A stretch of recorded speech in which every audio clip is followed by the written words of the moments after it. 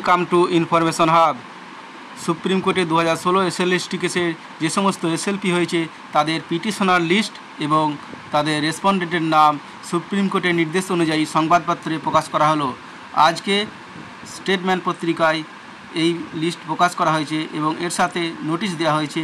এই যে PDF list দেখতে পাচ্ছেন, এখানে অনেকের নাম এবং রেসপন্ডেন্টের যে সমস্ত এসএলপিগুলো করা হয়েছে তাদের নামগুলো এবং লিস্ট নম্বর দেওয়া আছে। এসএলপি নম্বর 95869614, 11883, 9637, 10617, 11867, 10599, 10545, 11752, 10552, 11880 এবং যৌথ মঞ্চের 11746, 11857, 10485, 11769, 11756, 11759, 11761, 10603,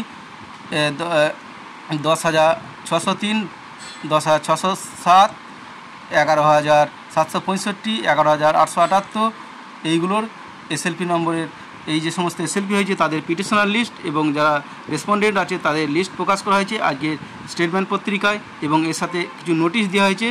এই নোটিশটা কী আছে ভালো করে এই জিনিসটা লক্ষ্য করুন। এবং এর সাথে এখানে যে জিনিসটা বলা হয়েছে সবথেকে গুরুত্বপূর্ণ, যে কেসের কত কী যাদের অ্যালিগেশন আছে সেই সমস্ত ডাটাটা কিন্তু এখানে দেওয়া আছে। এই দেখুন ডাটাটা অ্যাসিস্ট্যান্ট 9, 10 এবং 4টে ক্যাটাগরির যে আছে সেই ডাটাটা দেওয়া আছে।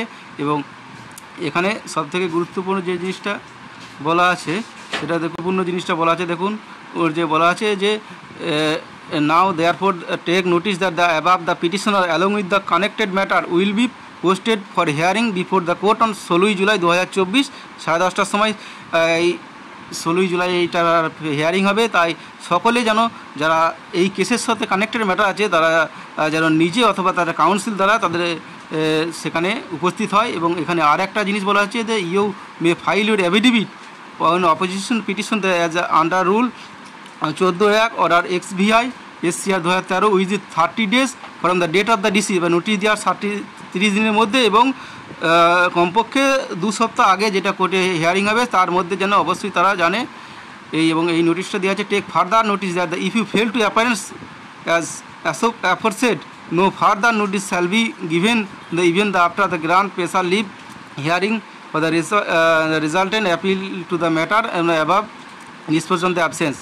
20 মে নোটিশ দিয়ে ডেটের নোটিশ দেওয়া আছে। এবং যাদের যে কোনো ধরনের বলার কথা থাকলে তারা কিন্তু সুপ্রিম কোর্টে 16 জুলাই অবশ্যই যেন হাজির হয় এবং 2 সপ্তাহ কোর্টে হাজির, যে 16 জুলাই 2 সপ্তাহ আগে যেন তাদের কোর্টে যা বক্তব্য পেশ করে।